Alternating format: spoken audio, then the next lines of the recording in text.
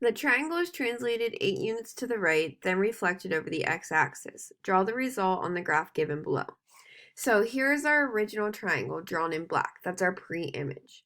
We need to do a sequence of transformations to it. So that means we're going to do more than one transformation in the order the problem tells us. So the first thing we need to do is translate. So translate is to move or slide 8 units to the right. And you can see here that I've already done that. So to do this, you take each point on the triangle and you move it 8 units to the right, and then you put your new point. Now, a lot of people did this correctly, but then stopped.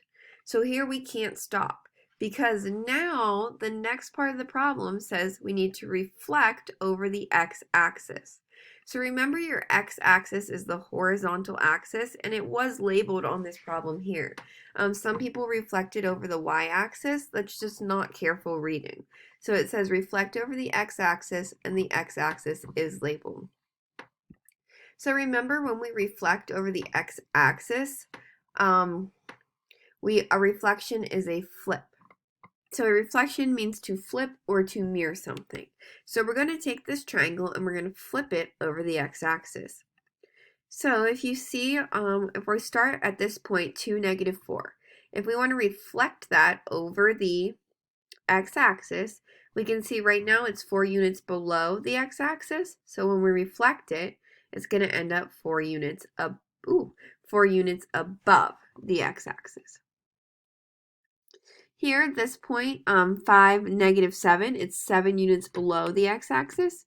So when we do our reflection, it's going to end up 7 units above the x-axis. Then we have our final point here in the triangle, 7, -5. Right now that is -5 units below, so it's 5 units below the x-axis. When we do a reflection, it's going to end up 5 units above the x-axis.